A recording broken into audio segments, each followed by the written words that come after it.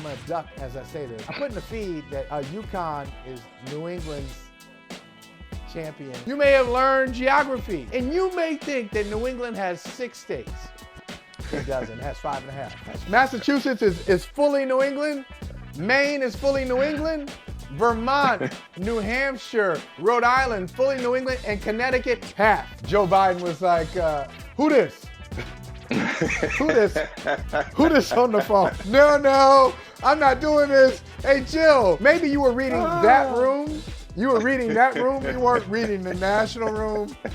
Complaining about public figurdom of being constantly criticized. My daddy said, that's because you're consequential. That's a good problem to have, right? It's when you're inconsequential, when people don't care about what you're doing. Say that again. That's when you're consequential, and that's a good problem to have, is when you're inconsequential, that is an issue. And the problem that women's sports have always been greeted with is that people treat it as inconsequential. They're not thinking about it. They're not talking about it. We don't know what's happening at all. So this is a beautiful moment.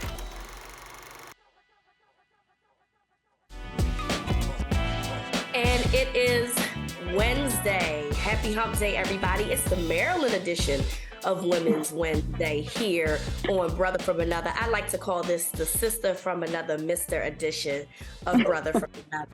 So, of course, I am Reeta Hubbard, the NFL chick. Thank you for having us again. And, of course, I'm with my girl, my other Maryland native, Miss Kelsey Nicole Nelson. Tell everybody about yourself, Kelsey. Thank you so much, Reeta. So glad to be here with you today. And I'm glad to be representing the best state in the country, that which is Maryland. And as you said, I am Reeta. Reeta is my good Baltimore sister. I'm based in DC. Me and Reeta show that DC and Baltimore can be friends, right? We can be friends. We do like each other, folks, from time to time. But nonetheless, sports reporter and host based here in DC, work with a variety of companies for TV and radio. I'm just glad to be here with you today because sports is never dull, Reeta. So I know have a lot to talk about and a lot to get into. Absolutely. And of course, you know me from 105.7 The Fan in Baltimore. So speaking of the Maryland trend, let's continue the topic. Let's talk about our Baltimore girl, Miss Angel Reese. Yeah, man, Angel Reese, there's a reason why she's the top trending topic right now in the country. One, because she's from Baltimore, but two, she put folks on notice, folks, that Black women should and can do anything. And I'm just glad we're having this conversation, Reeta.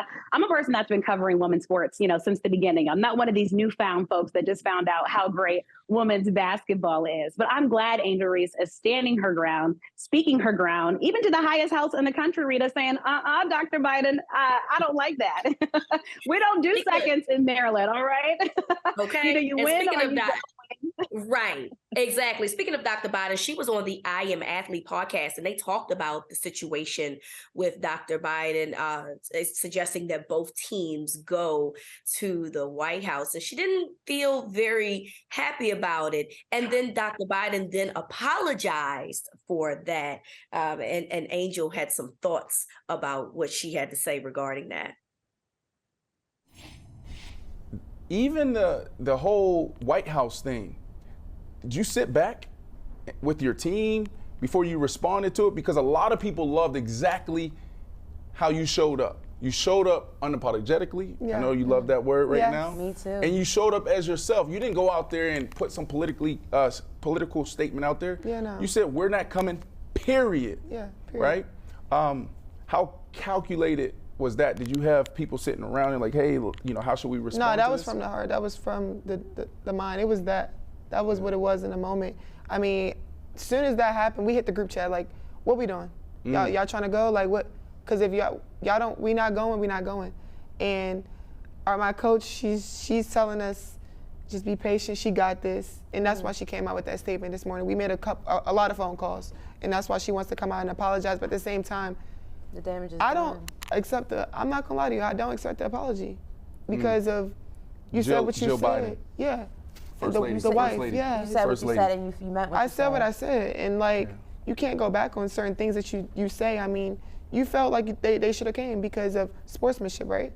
They can have that spot. Like, we'll go to the Obamas. We'll see, I'm gonna see Michelle. I'm gonna see Barack. Hold on. So did you guys speak to the First Lady? No, apparently she was supposed to come to our locker room before the game, but we said no. Before the game? Yeah, she was supposed to come to our locker room and go to Iowa's locker room. I don't know if she talked to them. I don't know if she did, but we said we didn't want to. We didn't want her coming Why? to the locker room. I think Joe Biden had put somebody else to win the national championship. He didn't put us on his bracket to get out of Baton Rouge. So I was like, bet. Oh, you weren't even on the bracket. We weren't even out of. No, we didn't even get out of Baton Rouge. I think that he said we were gonna lose to Michigan or something. So Kelsey, you know, those are her thoughts. She felt some type of way, apparently. You know, she got a lot of backlash, Dr. Joe Biden, and then she apologized. And so she's not very accepting of that apology. And look, it's her prerogative. She can do what she wants to do. Angel has already said that she is unapologetically who she is. I think that this is multi-layered because I think that Dr. Biden was trying to, I don't think that her intent was of malice, okay? But the problem that I believe is that there's a difference between how we view male sports and how we view women's sports. And I think in this situation, Dr. Biden was a little bit delicate when it came to women's sports because we view women as soft, delicate, and not competitors, not athletes. So it felt right to have the winners and the losers be there because they're women, because you wouldn't have done that if this was men's sports. So for me, I think that that's the disconnect. And I know that with the conversations of race that we've been having the past couple of days about Angel Reese, with the situation of Caitlin Clark, that also doesn't really help what Dr. Joe Biden did, essentially. Your thoughts? I think you hit it right on the head, Reeta. You know, Dr. Joe Biden, she tried to play mediator, right? She tried to play middle ground. Like, okay, she probably saw the conversation that was happening. So in her mind, you know, she tried to be a first lady, I think, and be like, okay, let's invite them both. Not realizing it's the competition, Reeta, and the thrill of the game. That's why these girls play. You have to earn that invitation to the White House. Reeta, I live in D.C. A lot of folks would like an invitation to the White House. How do you get an invitation to the White House? It's earned. You don't just hand them out. And I think what Angel Reese is saying is, hey, Mr. and Mrs. Obama, who don't live too far from me out here in Northwest D.C., can you add about 12 extra place settings to your dining room table? Because our team wants to go there. We don't want to go where we're not welcome. And going on to the race issue that you talked about with Angel Reese, so often Black women, Black athletes have felt that they've been in spaces and places where they're not welcome. And I think Angel Reese is saying we don't need that celebration. We won our championship, and we rather celebrate where we are welcome, where we're celebrated and not just tolerated. And, you know, Dr. Joe Biden, she's trying to backtrack, but, you know, we hold things personal, Reeta. You know, we don't forget that. If anything, it might be ammo and fuel for this LSU squad next year. Because remember, Angel Reese is a sophomore, 20 years old, and better believe they're already thinking about running it back. You know, Angel has loved what she's been able to do with this LSU program under Kim Mulkey. And so I think all that to say, I think there is a double standard. I mean, Caitlin Clark touched on it, and I'm so glad she did, Reeta, and I've gained so much more respect for her. But Angel Reese should be able to be her full self unapologetically, and the world embrace that, just like we do men. You know, and in men's sports, you know, people like the bad guy, the villain, the one that makes, you know, everything better. And even Steph Curry, right, Reeta, someone we praise when he does a little sleep move. We enjoy that. We cherish that. So why in women's collegiate sports should that not be accepted? But if anything, Angel Reese is making the game of basketball better. I mean, look at all the eyes, Reeta, that we had on this game. 9.9 million folks wanted to see this battle. It was like a heavyweight fight, essentially, in women's basketball. And I'm just glad to be around to see this, because I think the women's game has been growing. The game is there. And now with the NIL deals too, I think these athletes have been able to add more of the personalities and make a profit off of it. So shout out to the Bayou Barbie, Reeta. Absolutely. I want to get into with the ratings that you mentioned. As we can see, 9.9 million. It is the most viewed NCAA Division I women's college basketball game ever. It is the most viewed college event over on ESPN Plus, whether it was men's or women. It beat such events as 3 of the 4 NCAA Elite 8 games. It beat the Daytona 500. It beat Alabama and Kansas State at the Sugar Bowl. It beat the Rose Bowl. It beat the Raiders and Steelers on Christmas Eve. And it also beat game 1 of the Astros and Phillies World Series. So that's how big this is. We no longer have an excuse, Kelsey, about women's sports being not important, because what we heard is, oh, they're second to men. They don't even consider it March Madness like they do men's basketball, because they thought that the women's game would dilute the brand of March Madness. Well, now that's a lie. We have stats that shows that that's not true. We have players now that we can follow and that we can choose sides on who it is that we like. Oh, and the game feels like it's flowing much better than men's basketball as well. I watched the men's basketball game on Monday night. Well, I watched the first half. Let me say that. and I had to turn it off. I had to turn it off. I was bored. I was not excited about it. It became a blowout, and I found something else to watch. I did not feel that way in watching the women's championship game. And now there's too many things that's included in this now for you to ignore that people are into women's sports, particularly women's basketball. And it's time to give them the respect that they deserve, in my opinion. You just said it. It's time to put some respect on the name of women's basketball. As you said, a lot of us watch the men's game. Some would call it a snooze fest. I mean, obviously, UConn, you can debate your mama, whoever you want to debate, if they're a blue blood or not. But all that to say, San Diego State, to me, Reeta, they just weren't up to par. They weren't up to competition. And so it just wasn't as good of a game. You want those back and forth games in the championship game. We watched the women. We watched LSU put up 102 points, folks. I mean, talk about an offensive game against one of the best basketball players in the country. Like you said, that game was so much more thrilling and exciting.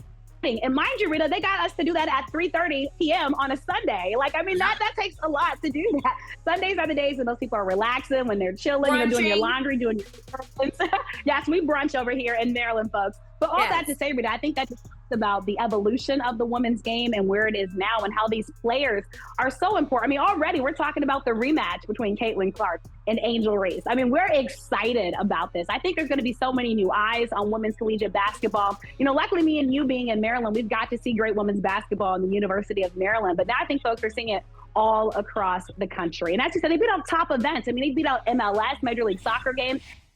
They literally beat out everything. I think now networks, too, are going to make sure that they are on prime time. I think now we have to talk about, Reeta, putting them in bigger arenas to play in, right? I mean, because the women's game, the ticket prices are going to be more expensive. I mean, there's so many different things that are going to just parachute off of what we saw, the greatness that we saw in the game. And I mean, we've had everybody talking about, Lil Wayne is offering mixtape tracks. I mean, we've got Lil Wayne out of a mini retirement. That's what the women's game is doing. That's no disrespect to the men's game that we watch. And, and of course, congrats to UConn. I mean, what they were able to do this year, truly magnificent and exciting. But I think we saw better men's games earlier in the tournament, right? We had the buzzer beater prior. That was exciting. But yeah, the finals game, I mean, nobody was really talking about it. That's why we're still having this conversation about Angel Reese, about LSU. And yes, that's why the Bayou Barbie merchandise is still continuing to sell. And there's so many different other, contributors and components to this, right? Because you got Aaliyah Boston, and then you got Haley and Dawn Staley, and add the fact that these young ladies do not have to leave college right away. They have an extra year eligibility because of COVID, so they can stay an extra year to that. They have NIL deals that allows them to stay on the college level for as long as they can. And so it, to me, just does nothing but propel this women's basketball game. And I love what Caitlin Clark was saying, on Outside the Lines on ESPN. She did an interview there, and she talked about, how this has put this game on the map and how important it is for understanding how competitive women's basketball is. She also said she had no issue with what Angel had done. And I'm glad that she said that, because it should put to rest what was a non-issue as far as I'm concerned. It was a non-issue. It should put to rest everything that people have had to say the last couple of days about Reese's actions. I don't think that it was necessary. I think that a lot of grown adults had a lot of opinions about a young woman, a very young woman still in college, and speaking as if she's a grown adult, which is very weird to me, by the way. But ultimately, if Caitlin's allowed to be her authentic self, so should Angel. And I'm glad that she spoke on that. And I'm glad that she said, hey, listen, this is a competitive sport. This is what we do. As a matter of fact, they were going back and forth at it when she was at Maryland a couple of years ago. This is not new for them. This is just new to y'all because you just showed up to the women's basketball party. That's it. Exactly. That's what happens when you sleep on women's basketball. You haven't seen the competitors that these two have been. As you said, Angel Reese started at the University of Maryland. Her and Caitlin Clark were going at it then. That's what top athletes do. And as you said, I've had so many problems with some of the names that Angel Reese has been called. As you said, a 20-year-old sophomore, LSU University, a student athlete. And we've heard so many derogatory, nasty, negative comments against her. Enough is enough. And I honestly feel like apologies need to be put out there. If I'm Angel Reese's mom, I'm having a lot of problems. I mean, Reeta, we're talking about, we heard who raised this child. I mean, really? really, this is a competitive basketball game. I mean, she just gave us some of the best basketball that we've seen, from rebounding to the double doubles. I mean, she's gotten so many people on this bandwagon, even more so of watching women's sports and women's greatness. And Caitlin Clark, I think, is just saying, hey, if I don't take offense to it, I don't really understand what all the hoopla is about. I mean, I'm on the basketball court. She did that. If anything, hey, I'll be back next year and try to go back and compete for that title I was trying to do next year. But also, I think we have to talk about some of the nasty comments that were also said in that arena, Reeta. I mean, we've heard people talk about being in that arena, watching that game, and just hearing from fans racial comments. I have to say this, Reeta, wake up, America. Race does matter in sports. We're not a post-racial society. People see Angel Reese, a beautiful, tall, 6'3", dark-skinned chocolate girl. And even though she's amazing and incredible, it's like, unfortunately, Reeta, some people can't look past that and just see she's an athlete.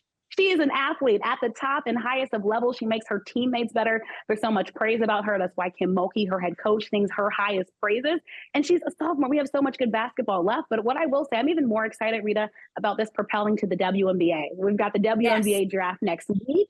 This talent is hopefully going there. You talked about Aaliyah Boston. She's projected to be the first pick. Going back to University of Maryland, you have Diamond Miller expected to be the second pick. And I think that's what we want. You know, don't just watch the women's basketball game for the championship. How can we continue to get these eyes on the WNBA game? Keep the fans part of the professional game so we can also grow that league. I know we're going to talk about this later in the show, but especially now that the NBA CBA talks about NBA players, Reeta, having that option, right, to invest as minority owners in the WNBA. I think this is just such an exciting time for women's sports.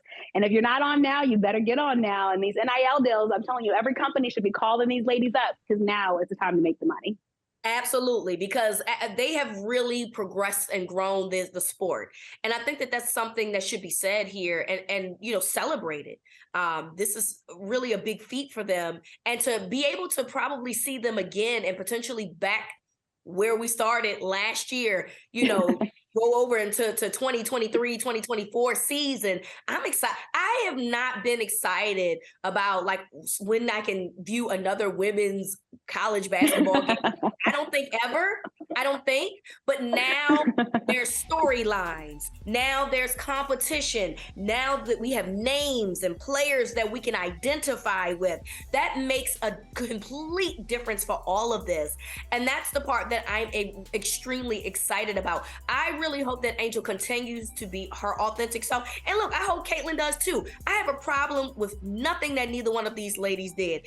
When it's in the battle, you're going to do what you're going to do. It is what it is. And they were just out there having fun, being competitive. We have no problem when Steph Curry lullabies people to sleep or when anyone else does these things.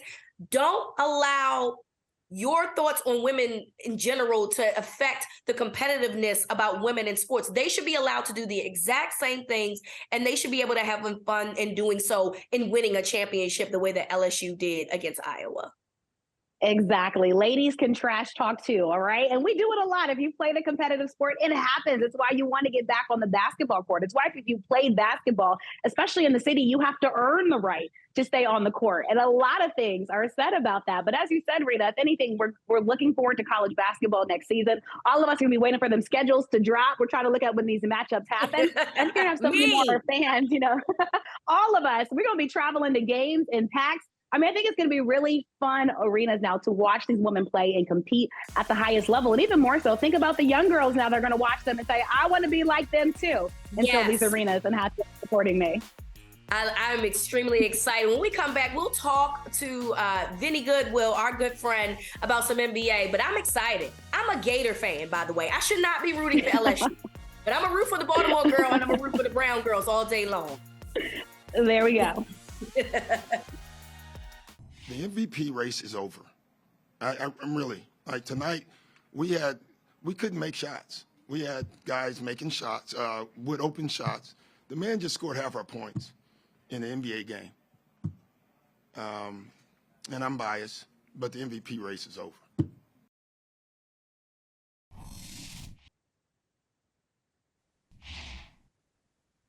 All right, welcome back to Brother from Another. We're joined by our good friend, Mr. Vinny Goodwill, NBA senior writer for Yahoo Sports.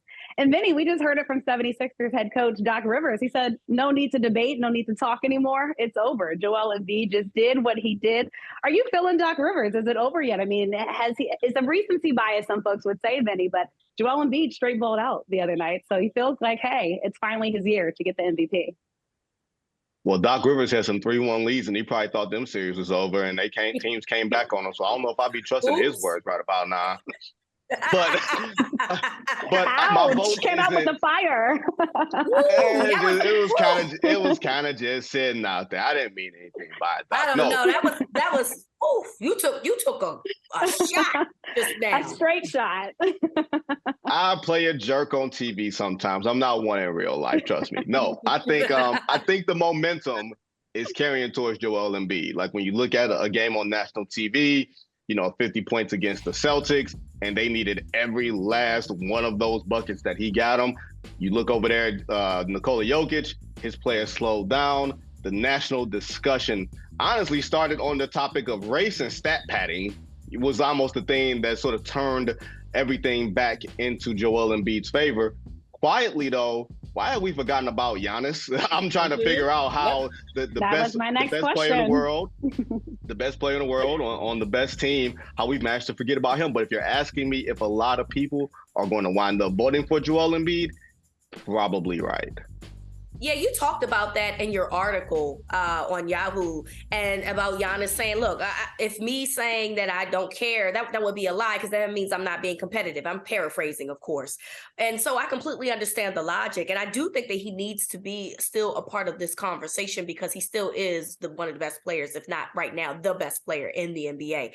But I would have really have liked to see Joel Embiid play the Nuggets. And then that's the game he sat out. And so, I completely understand. What he did the other night is fantastic. And I'm not taking away from that night or anything else that he's done this year. But wouldn't you want to see him go up against the guy that he's supposed to be in the MVP conversation with? Why? I'm sorry. I'm side-eyeing that just a little bit. No, I don't think you're wrong. And I think it's a natural question to ask. If you're going to put all this weight on one game, if you're going to put all this weight on this 50-point performance on national TV, then you can put the same amount of weight on a game that he didn't play against Nikola Jokic. And his Achilles was hurting and everything else, but you knew that man wanted his get back. He wanted his get back on his home floor at altitude in Denver and everything that goes along with that. He owed the game that. Even if you're not at your best and the staff is telling you not to play, there's certain things that are bigger than just one game. So if you're going to put the weight on the 50-point game, I have zero problem with a voter saying, you know what, even if you didn't go out there and compete, I have a huge problem with that. So no, I'm completely with you. Again, my vote is not settled yet. I will not be making my vote until Sunday. That's like putting your outfit out for a black tie event. Do y'all put y'all dresses out until y'all have to? 'Cause I don't know about y'all. I'll wait till the last minute before I pick up my outfits. You can do that when you don't know if you can fit if you know that you can fit your clothes, you can do that. I gotta make sure I can fit the clothes I'm wearing, friend. It's a little different with women. Yeah. I'm going to leave that all the way alone and let y'all have that discussion amongst yourselves. Vinny is a very smart man at that. And and talking about picking outfits and picking clothes, let's head out to Denver. So the other person that we haven't talked about a lot in this three-headed race for MVP, we know you said your vote's not in yet, but Nikola Jokic, right? We know he's coming back from the calf soreness. But people saying, hey, if it is a recency bias, and we look at the last game that he's played, struggled somewhat, even though you could say, Vinny, right, he's not 100%, but, you're struggling against a struggling team. In Houston, folks are saying that he's been canceled out. What say you, Vinny? Is Nikola Jokic still a factor to get MVP? Absolutely. I think anybody that uses recency bias in a 6-month schedule and they use one game or 2 games or a week as opposed to a body of work, they're completely idiotic and totally unfair, right? Like, I'm not a person that says Nikola Jokic is owed the MVP because of the advanced stats or because of some of the other stuff, but I'm also not a person that says, oh, you got to X him out because he had a bad game here or his team isn't playing well. If I'm the Nuggets, I'm far more concerned with how my team is looking going into the playoffs. You want to play your best basketball headed into the last couple of weeks of the season. This isn't like years past where you sort of drag toward the end of the season. Every game sort of matters, whether it's establishing rhythm or establishing your playoff seeding. So while, yes, Nikola Jokic's MVP candidacy is up there, the Denver Nuggets got to get their ish together and get it together quickly. I do not envy you for having to make this type of decision. Because I can't imagine, what barometer you're going to use to try to pick. But good luck to you, my friend. Black tux or blue tux. Either way, it's a tux, and I'm gonna look good in it. It ain't really that hard. Trust me. Good and point. You can't go wrong with dark colors. All right, switching from the MVP race. The other big thing that basketball fans are talking about, Vinny, is the CBA, collective bargaining agreement, this new one that's put out there. We've been hearing these rumors all about it, and lots of folks are talking, all right? The Twitter streets are talking all about this. One of the things I think that's been most exciting for folks is just the league potentially allowing investments in U.S. gambling in cannabis. And this is something that's unprecedented, right? I mean, for the NBA, you think about the past of the NBA and some players who might have gotten in trouble with some things, but now all of a sudden it seems like they're embracing this new norm that we're living in. So Vinny, as someone that's covered basketball for a long time, what do you think about this, and how can this help propel the game of basketball? Well, you're not going to say I covered the game for a long time like you're trying to say I'm old. First off, like, you got to back that up a couple of steps. I'm giving you your credit, Vinny. I'm giving you your credit. It's okay. Join the old people crew. It's okay, Vinny. It's fun over here. Okay? Ain't nobody old. Ain't nobody. That makes me sound even older. Seasoned veteran. That's two words that says old. But no, I think the most important thing is, like, they stopped drug testing for marijuana. Like, that's a pretty huge thing. They stopped that right before the bubble in 2020, and they haven't gone back into that space. I think that's a huge shift, especially considering where the league was in the 80s, suspending players for drug violations. They suspended players for drug violations as recently as a couple of years ago. So it's good to see that shift. Now, as far as the shift, as far as gambling, investing in gambling, that's a bit more tricky on my part. Because remember, you ladies are very close to the DC area. And although it didn't happen in DC, when a fan confronted Bradley Beal for reasons I have yet to understand why, confronted Bradley Beal about not reaching a parlay or whatever it was, like, you don't want the fans to feel like the players are influencing them or are not necessarily being influenced, but fans can be heavily influenced by whatever person they see on their TV screen, especially when it comes to gambling. They don't need any extra gas, but they're going to get the extra gas. I have zero problem with the equity of players investing in investment funds that will wind up investing in teams. I have zero problem with investing into, like, the cannabis thing. I think the gambling is a little bit tricky, a little bit murkier. Not that they're going to walk it back, but I do think it's something that players have to be careful about and that the league has to be careful about. I know they want to embrace the spirit of gambling. The NFL thrives off of it. Baseball has thrived off of it. But you have to be very careful about the tacit relationship. You want to date gambling. You don't want to get in a relationship with gambling and wake up in the morning with it. Yeah, I don't like it at all. I'm going to be quite frank. I don't like it at all. I think that it's a very touchy subject where any wrong move, and it could be a very small, minuscule move, could be viewed as a big deal. So I think that's one conflict of interest. It's a potential conflict. You think it's a conflict of interest.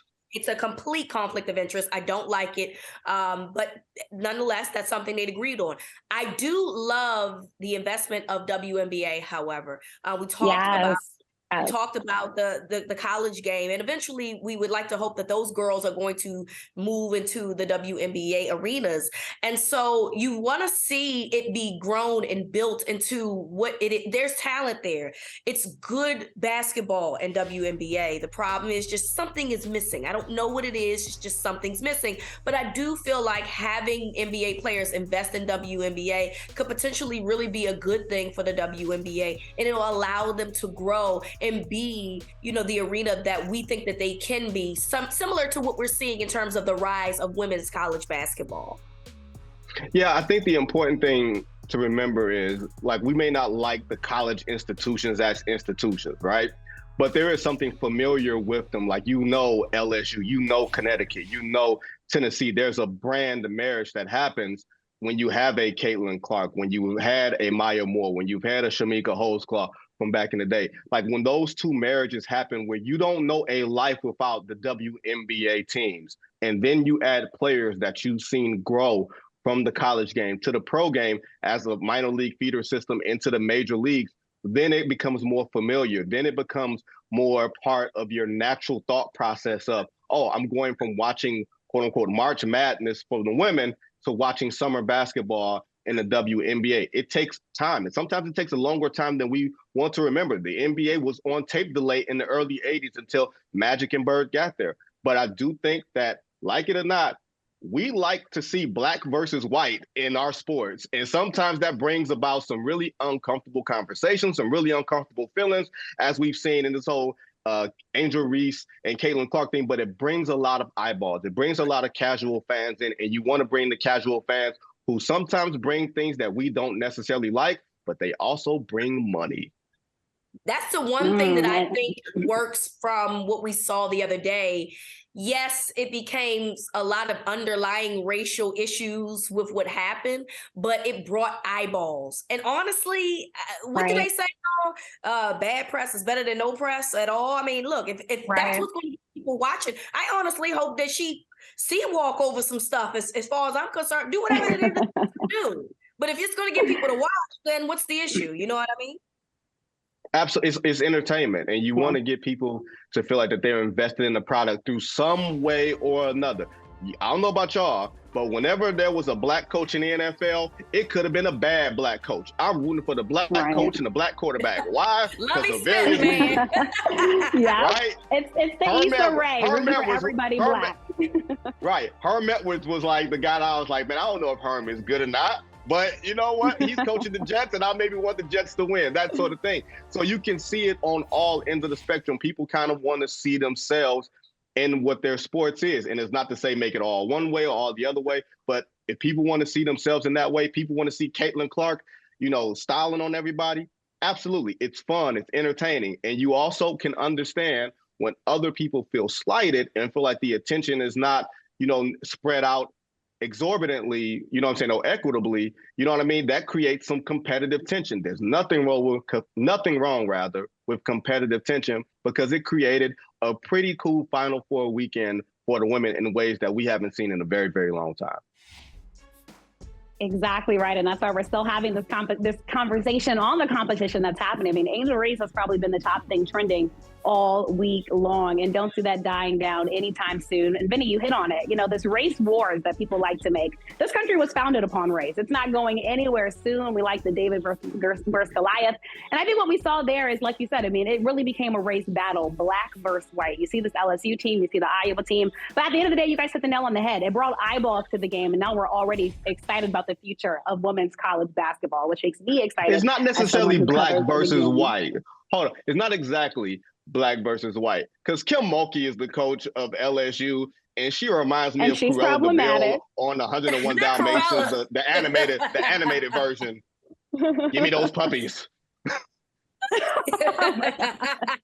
But then he brought up a really good point, Reeta, right? And Kim Mulkey, because she has a very problematic background for a lot of folks, right? Essentially. Yes. But people kind of, I think, slid that to the back of their minds because they like Angel Reese, because they like these players on this LSU squad. But I mean, we look at Kim Mulkey, we can go back to the Brittany Griner situation. We can go back to the sexual assault allegations, right, at Baylor University and her stance on that. And when you look at a coach in leadership, some people would say, hey, she might be a great basketball coach, but where's the leadership? When does she truly stand up for her black players who are black people in this country when they take off that uniform? So much there and so much we can dive into. But really quickly, Vinny, before we let you go, going quickly back to the NBA and eyeballs, load management, we know, has been a big question in the NBA. And this new CBA, I think, tries to kind of at least touch on that as we look at player awards. So we're hearing that players must now play in at least 65 games, right, to be eligible for major individual awards, including all NBA. Quickly, Vinny, did you like this or not? I mean, do you feel like it's the right step that needs to be taken to kind of somewhat address what we've seen fans complaining about as they want to see their favorite players play?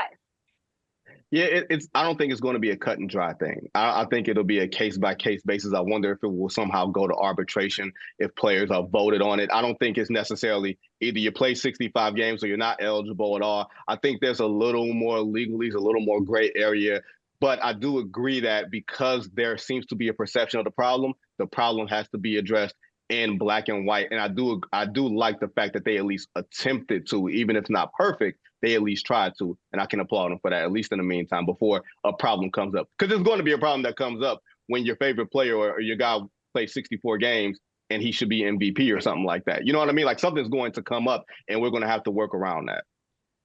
Before we let you go, Andrew Wiggins makes his return. What's your thoughts on that? I mean, obviously, I think that this makes the Warriors clearly a better team with him being there. But, you know, with all of the rumors circling around about what his absence was for and things, how good is it to see him coming back to the NBA? Man, people are so foul. like we couldn't take we can't take a player's word. We can't take a player's word or a team's word if it was acceptable for the team, if it was acceptable for the players in that locker room. Believe you me, if the players felt like the reason was not suitable, they would have found out to get some way to get it out and to let the media know. But because they supported him, the team supported him. Remember, the team is paying him over $100 million and has paid him over, in an exorbitant amount. They could have felt like, hey, we need a return on our investment. We're in this battle to try to get back-to-back championships, and they've supported them. So sometimes the TMZ part of us, we want to sort of get to the meat of everything. We want to sort of, we want to get to the tea, and sometimes there's no tea. Sometimes we should just shut the hell up. I don't know how I could say that better, because it's none of our business at the end of the day. What happens is none of our business. And so if whatever he's going through, we should just really just be concerned that he's okay from an emotional, mental standpoint and nothing else really. I am not sure how we got to that point, but, this is what we do in today's world. But ultimately, I do think that, the Warriors clearly are happy to have him back because they're in a race in terms of seeding at this point. Are the Lakers only a half game back? Am I tripping? Yeah. They're on their heels. Yep, half game back with 3 games left. The Lakers play the Clippers tonight, and probably the biggest game in the history of that rivalry that's not a rivalry. So yeah, we're going. I'm gonna be staying up. I'm gonna be staying up late to watch that nonsense tonight. Well, thank you so much, Vinny. We so appreciated having you, your NBA insight. We're excited to have you back in the future. Thanks so much for your time. Hey, appreciate y'all. Y'all doing great work today. Thank you, homie. Until next time. And joining us right now to talk about this debacle that's going on, Aaron Rodgers potentially going to the 49ers. Okay, let's talk more about it. Joined with us now is my girl, Natasha Paul from the I'm Set podcast. Thank you so much for joining this Women's Wednesday edition of Brother from Another. Thank you guys for having me. So let's talk about it. Aaron Rodgers is supposed to be a Jet. That's all we've been hearing about. He's going to be a Jet. The Packers have said that they are not asking for a first-round draft pick. Feels like a slam dunk thing, right? Here comes the 49ers putting their hat in the ring saying, well, maybe we could use a quarterback. Now, I want to be clear that I don't think that the 49ers have a lot of cap space. From what I understand, it's about $3 million. So I don't know how that's going to work. But when you look at their roster, obviously they were in the NFC Championship game with Brock Purdy, who eventually exited the game with an injury. So what do you like about this situation? Do you prefer Aaron Rodgers as a Jet? Do you keep him in the conference of the NFC with the 49ers, which obviously is something that we do have to make sure that we discuss, because if you're the Packers, that doesn't benefit you any, but nonetheless, it's all about who's going to give you the most in return. Where do you think Aaron Rodgers goes? Or does he stay in Green Bay? Well, if I'm the Jets, I'm feeling really salty because they have bent over backwards trying to sign everybody and their mother that Aaron Rodgers would possibly have suggested. They signed Alan Lazard. We heard they were trying to sign Randall Cobb, Mercedes Lewis. Like I said, everybody they can get on the table to make Aaron Rodgers happy. So now here comes the 49ers. And like you said, I just don't see that happening. The 49ers and the Packers, first of all, don't have a good history. Right. And secondly, how are they even going to make it possible to make that trade happen? As far as I know, the 49ers don't even have any first-round picks. I know the Packers say they're not asking for first-round picks, but they don't have anything to really bring to the table except like some third round picks, I think it is. So, I mean, what is that going to do? So I think in the long term, Aaron Rodgers will end up with the Jets. I think maybe the Packers are trying to play their cards so that the Jets will remove that I think it's a 2025 conditional pick should Aaron Rodgers decide to retire magically, because you never know what Aaron Rodgers wants to do from Sunday to Monday, to be honest. I just have to say this about Aaron Rodgers. I'm tired of talking about him, Reeta and Natasha. I mean, whether it's his feed or his dark hideouts, and now we have to talk about how long he's making the Jets wait. And let's be honest, Jets fans, out of any fans, they're tired of waiting. They want greatness in this organization. I mean, sick and tired of being sick and tired. And last year, when they started to have some success, then they had that quarterback drama. And you thought they wanted to get away from quarterback drama, but i.e. insert Aaron Rodgers. And we're having this conversation now. And like you said, the 49ers, we don't have much to offer. Like you said, some third round picks, potentially maybe a future first rounder if we're looking at the future draft in 2024. But all that to say, you said Aaron Rodgers happy. And Natasha made me think, I don't think we've seen Aaron Rodgers happy. It's always something wrong. The Packers couldn't keep him happy. Obviously, something's not keeping him happy with the Jets. That's why we're still here. And they haven't been able to make sides meet. So all that being said, I mean, Aaron Rodgers, he even talked about it. He said before he went that dark hole, Reeta and Natasha, 90% chance that he was going to retire. Like a 90% chance that he was just going to walk away from the game and be done. But that's not Aaron Rodgers. He loves this. He loves us talking about him. So, I mean, Absolutely. Natasha, just going off of that, and what's the perfect situation for Aaron Rodgers? I mean, is there anything else that the Jets can do to make him happy? I mean, or what steps does Aaron Rodgers need to take to make himself happy? Maybe go in another dark hole. I'm not really sure because like you said, it's really, really hard to make this man happy. And if I'm the Jets, I'm really cautious about Aaron Rodgers to begin with, because what we've seen with Aaron Rodgers in the past and even last season is he's pointing fingers at everybody but himself. So let's say he does go to the Jets organization now. It's a young team. They got a lot of young players. And what they're going to get from Aaron Rodgers is exactly what happened in Green Bay last season. If things don't go exactly his way and, the ball's not dropping exactly where he wants it to, and, the stars don't align, it's going to be, well, he didn't do this and he didn't do that and the defense didn't do that. And these are really young guys who are impressionable. They are. So they need a leader, not somebody who's going to be pointing fingers at them. Well, there is a potential another quarterback in the market, and that is Patriots Mac Jones. Now, listen, I don't know where this is going to go because Aaron Rodgers obviously and the Packers are not really on the same page in terms of how they want to depart here. But Mac Jones allegedly is on the chopping block, or excuse me, the trade block. I don't know how you feel about that. My thoughts are Mac Jones shouldn't have been a first round draft pick to begin with. But what do I know? I just watch college football and I see guys that I don't think are that good. But that's just me. Do you think that Mac Jones could potentially be someone that can contribute to a football team like the 49ers that's clearly loaded at talent and that they just really need a game manager at that point?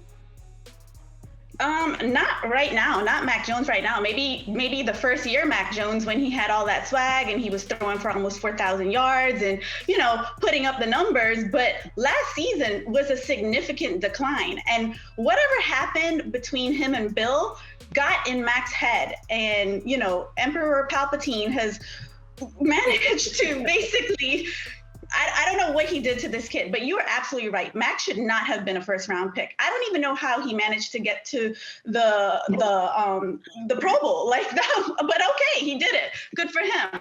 You can't take anything away from people what they do. But at the end of the day, I don't see how Mac Jones can come from last season and just make a significant recovery back to Mac Jones of 2021. And just bouncing off of that, like you said, I mean, Mac Jones gave us a little thrill, like you said. And then we saw the Mac Jones that I think we knew, the one that you said he should have been a first rounder, kind of more the same. Obviously, there's some dysfunction there. Now, you can also look at who he had running the offense in New England. But again, not just pointing fingers at everyone. But all that to say, as we look at New England, right, and we look at the AFC East, right, you look at the Buffalo Bills, Miami Dolphins. We just talked about the Jets. Quarterback play is going to matter. I mean, Bill Belichick's going to have to get it done without Brady. Brady's no longer available. So whether it's Mac, we saw Bailey Zappi last year. I mean, what are the Patriots going to do? I mean, Natasha, they added all these great offensive weapons, but they're going to need somebody to throw the ball to them, somebody that is reliable. So what's the future look like in New England if Mac Jones is potentially on the trade block? And before Natasha responds to that, remember Meek Mill apparently went to Robert Kraft and said, I was just about to say. I talked to Lamar Jackson. Lamar Jackson said he'll be a Patriot, even though Asante Samuel said, nah, you don't really want to go there. That ain't what you're going to do. But, I mean, essentially, could they be trying to move on to get a guy like Lamar Jackson? Like a Lamar, yeah. I mean, Lamar Jackson would be great anywhere, let's be honest.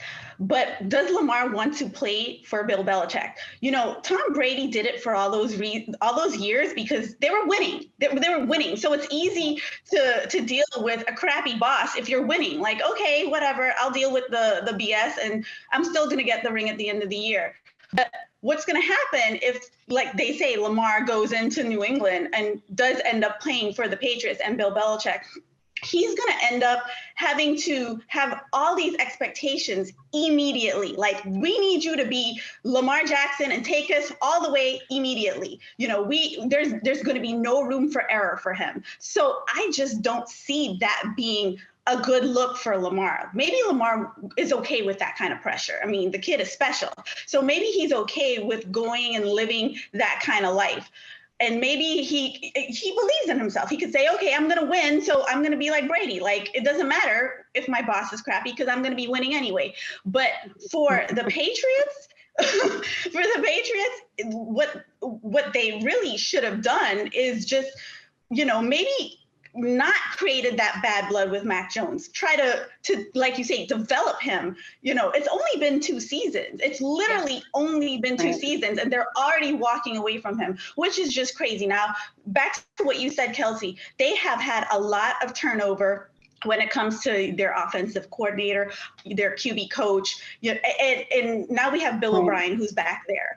And say what you want to say about Bill. He did a really good job with Bryce Young. He had Deshaun Watson, was able to develop him as well. So now we're coming back to the Patriots. Maybe you can say, okay, Bill O'Brien can do something with Mac Jones, but we're probably never going to see that because there's too much beef already happening in New England. I do think that this is a conversation to be had, though, because, you know, while we're talking, you mentioned Bryce Young, and obviously he's coming out of the draft. And while Bryce Young is one of the, I guess, 5 guys that people have really, you know, harped on, or top 4 guys, there are other guys in the draft that the New England Patriots can go to. There's Hendon Hooker, there's Tanner McKee.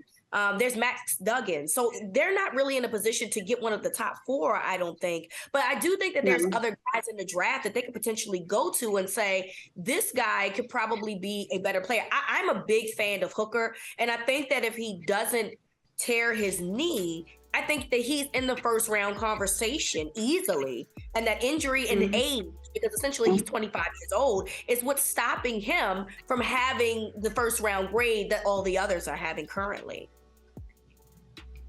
Absolutely. And like you said, for New England to be in the conversation for those top guys, it doesn't sound realistic, right? But going after some of these other players does. However, again, with the Patriots, there's a lot of expectations immediately for anyone who comes in there. So will they have the patience to develop someone and say, okay, we need to develop someone? Or maybe they should just go find a veteran quarterback and say, okay, you can learn and develop from him. But either way, they need to do something that makes sense. And I don't think, for example, going back to Lamar, I don't think Lamar going to New England is going to make a lot of sense. I don't think they're going to give up what they need to give up to get him anyway. Yeah, a little cheap. Yeah, and we're not hearing that there's any, just a little cheap. And we're not hearing that there's interest, unfortunately, either, you know, from that matter. I mean, Lamar is probably just waiting for that phone to ring from somebody we've already heard New England is probably not going to be making that phone call. But as you said, I think, what team is willing to wait for these quarterbacks to develop? As you look at the draft, what is a quarterback that you can immediately throw on that football field to make change? Because let's be honest, New England has some work to do, especially after last season. They're going to want to make a statement, want to make some noise. Again, you keep with Mac, or as Reeta mentioned, there's a lot of good quarterbacks coming out of this draft class. Which guy will be ready to step up? But I think if I'm New England, what are they, the 14th pick right now? I mean, who will be available at that point in time? I think that truly is going to matter, Natasha. Absolutely. Yeah, I'm interested to see if I don't think that they're a team that moves up. I think that they're a team that stays. Before we let you go, Tasha, you are a big NBA girl. We talked about MVP. We talked MVP. And if you had to choose right now, who's your MVP pick? Giannis. I don't even know why we're everybody's squabbling over Embiid or Jokic. Like, I'm so tired of hearing about those two. Like, Giannis should be the MVP, absolutely, hands down. And just so you guys know, they're winning it all again. Giannis is going to get the ring again. Okay, I like the hot statement. Thank you so much for joining us. We truly appreciate you. I'm Set, the podcast. If you want to check her out. Thank you, ladies.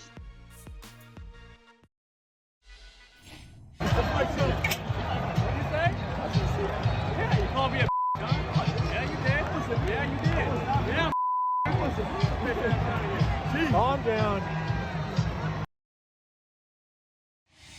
And that is Angel's third baseman, Anthony Rendon, getting into it with a fan, Kelsey. He was originally suspended for 5 days. They moved it to 4, and he dropped his appeal. Yeah. But, listen, I do not like when these fans do this. I have a real big problem with fans thinking that they can get in any athlete's way, because you know damn good and well that athlete is in the gym 3 times a day and you on the couch lifting majority of your day. But, Rendon, look, so I'm on the side. I understand Rendon's issue. Yeah. Rendon, I apologize. Yeah. You can't. He can't do that. He can't do that at all. You can't. And Reeta, it's so hard to be the bigger person, but so often in life you have to be, especially when you're worth the amount of money that he is. You are the ball player. They came to see you, and somehow you have to put these blinders on. And let me tell you, I'm all for fans, getting a good lesson, because it just takes one good lesson or one good lick for somebody to learn, Reeta. But again, he has too much to risk, too much to lose. Your team needs you. Just let it go. Let it go. Let that fan be. He's watching for a reason. Absolutely. And I apologize. It's Anthony Rendon. Listen, he got me all riled up because I'm sick of the fans thinking that they can get in this guy's face. Thank you so much, Kelsey, for joining me. Thank you for having me. A blast, Reeta. I got you. And Reeta, it was such a joy to have you. Yes. Hey, thank you for watching Brother from Another. If you haven't hit that subscribe button, go ahead and do that now. Don't forget, you can catch us 3 to 4 weekdays on PeacockTV.com and on Sirius XM Channel 85.